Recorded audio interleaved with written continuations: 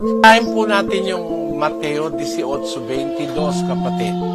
Sinabi sa kanya ni Jesus, "Hindi ko sinasabi sa iyo hanggang sa makapito, kundi hanggang sa makapitumpung-pito." Kaya simple po yung sagot ni Kristo. Pero yan po ay misunderstood ng maraming tao. Na pag nagkasala ba ang iyong kapatid, ilang beses mong papatawarin. Sabi ni Jesus, hindi ko sinasabi sa yung 7 times, but 70 times 7. Yun. Gusto ko po itong liwanagin sa kapakanan ng kababayang Pilipino at ng mga ibang lahi na nakikinig sa atin ngayon.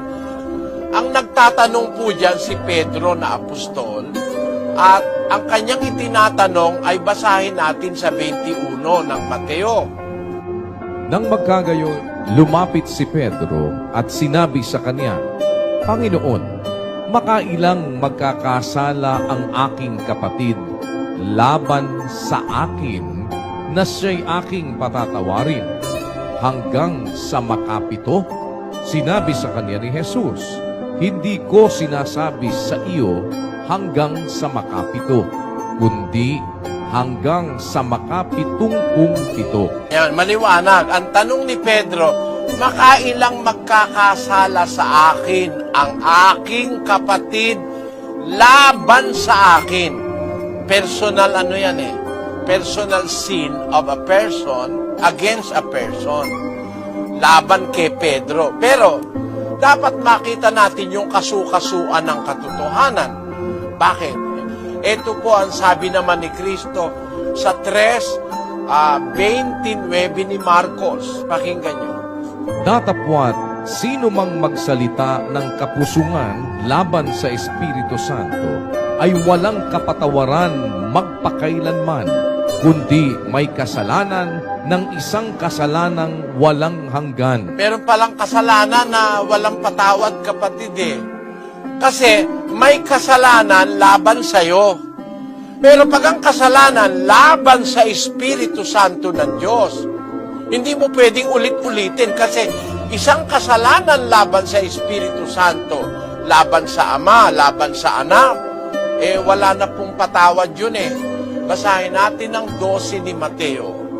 Sa Kapitulo 12 at versikulo 32, pakinggan nyo. At ang sino mang magsalita ng isang salitang laban sa anak ng tao ay ipatatawad sa kanya. Datapwat ang sino mang magsalita laban sa Espiritu Santo ay hindi ipatatawad sa kanya, kahit sa sanglibutang ito o maging sa darating. Meron pong kasalanang walang patawad, kapatid. Hindi mo pwedeng patawaring makapitumpung-pito. Kasi, isang willful o sinasadyang pagkakasala laban sa Espiritu Santo ng Diyos, wala pong patawad sa sanlibutang ito hanggang sa darating. Kaya, minsan, yung misconception ng pagpapatawad, hindi nasusuri ng mga pastor. Kaya lahat ng kasalanan pinapatawad. Kaya tuloy, ang iglesia o ang relihiyon nabubulok. Bulok na ang relihiyon. Kahit hindi na pwedeng patawarin, pinapatawad pa. All throughout the Bible, sa buong Biblia, hindi po totoo na lahat ng kasalanan pwedeng patawarin ng paulit-ulit. Maaari kung hindi mo alam, mapatawad ka. Because of ignorance, sabi nga ni Pablo, ginawa ko na walang kamalay-malay sa kawalan ng pananampalataya. Kaya napatawad siya. Kahit namusong siya nung una. Pero pagka alam mo na, hindi mo pwedeng ulit-ulitin na alam mo ng pamumusong, inuulit-ulit mo. Kasi doon po nagkakamali ang pagbabasa ng nagbabasa ng Biblia. Iniisa niya yung lahat. Pero kung i-specific natin, miski ang mga apostol, kagaya ng mga unang apostol ni Kristo sa Biblia, pakinggan nyo, sabi niya sa 20 ng Juan, sa 20:22. At nang masabi niya ito, sila'y hiningahan niya at sa kanila'y sinabi, "Tanggapin ninyo ang Espiritu Santo. Sino mang inyong patawarin ng mga kasalanan ay ipinatatawad sa kanila. Sino mang hindi ninyo patawarin ng mga kasalanan ay hindi pinatatawad. Pagka ang isang mangangaral may Espiritu Santo ng Diyos, alam niya kung sino yung papatawarin niya. Kaya ang sabi ng Panginoong Hesus, tanggapin niyo Espiritu Santo. Sino mang patawarin niyo, patatawarin siya. Ang hindi niyo patawarin, hindi rin papatawarin. Sa mga kapatid, meron talagang hindi pwedeng patawarin. Pagka pinatawad mo yung hindi dapat patawarin, ikaw naman ang nanganganib. 19:2 ng ikalawang kronika. Pakinggan niyo ang sabi ng Panginoon. At si Jehu na anak ni Hanani na taga-Kita ay lumabas na sinalubong siya at sinabi sa Haring Hosafat, tutulungan mo ba ang mga masama at mamahalin yaong mga napopuot sa Panginoon? Dahil sa bagay na ito ay kapuotan ang sasa iyo na mula sa harapan ng Panginoon. Ngayon, nakita nyo? Para ang isang mangangaral ay dapat alam niya kung sino papatawarin niya. Kasi sabi ng lingkod ng Diyos na lalaki ng Diyos, tutulungan mo ba yung masama? Mamahalin mo ba? Papatawarin mo ba? Yung bang kukupkupin? Yung napopuot sa Panginoon? Merong mga tao kasi kalaban ng Diyos eh. Ayaw ngang maniwala sa Diyos eh. Yung iba eh. Ateista, agnostics.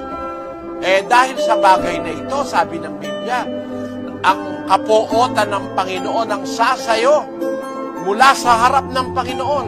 Kaya alam niyo kapatid, hindi lahat po ng kasalanan pinapatawad ng 77. Kung ang kasalanan laban sa iyo personal, nangutang sa iyo, hindi nagbayad, nasampal ka, nasigawang ka, naichismis ka, pwede mo sigurong patawarin ng 77. Pero pag ang kasalanan pamumusong, paglaban sa Diyos at sa Espiritu, hindi po pinapatawad yun eh. Pakinggan nyo sa unang Juan 5:16. Kung makita ng sino man na ang kanyang kapatid ay nagkakasala ng kasalanang hindi ikamamatay, ay idalangin siya at bibigyan siya ng Diyos ng buhay na ukol sa mga nagkakasala ng hindi ikamamatay. May kasalanang ikamamatay. Hindi tungkol dito ang sinasabi ko na idalangin niya. Merong kasalanang hindi naman ikamamatay eh. Ang sabi ng Diyos, pag nakita mo yung kapatid mo nagkakasala, hindi ikamamatay, idalangin mo, bibigyan ng Diyos ng buhay, ukol sa nagkakasala ng hindi ikamamatay. Merong kasalanang ikamamatay, may mortal, hindi ko na sinasabing ito'y idalangin pa ninyo. Bawal nga idalangin yan eh. Sabi ng Biblia, huwag niyong ipapanalangin yung gumagawa ng kasalanang ikamamatay. Mayroong kasalanang dapat patawarin. Obligasyon nating magpatawad. Mga kababayan, obligasyon yan. Kasi, ang sabi sa Mateo 6:14, pakinggan nyo, sapagkat kung ipatawad ninyo sa mga tao ang kanilang mga kasalanan, ay patatawarin naman kayo ng inyong Ama sa kalangitan. Datapwat, kung hindi ninyo ipatawad sa mga tao ang kanilang mga kasalanan, ay hindi rin naman kayo patatawarin ng inyong Ama ng inyong mga kasalanan. Napakaliwanag eh. Pag nagpatawad ka, you will earn the same. You will merit the same. Isipin mo lang, may kasalanan ka rin naman eh. Kahit sinong tao nagkakasala. Kaya obligasyon mong magpatawad para sa sarili mo ring pakinabang. Kasi pag nagpatawad ka, patatawarin ka rin. Pag hindi ka naman nagpatawad, hindi ka rin patatawarin. Alin yung dapat mong patawarin? Yung kasalanan laban sa'yo. Personal. Pero pagka ang kasalanan laban sa Diyos at sa Espiritu, paglaban sa Diyos, bawal patawarin nyo. Wala tayong karapatang magpatawad doon. Sana naunawaan mo ang sagot, kapatid na Counselor Jonathan. Pagpalaing ka naman ng Panginoon. Salamat po, Brother Ali. Malinaw po yung paliwanag po ninyo. Salamat po. Buhay po.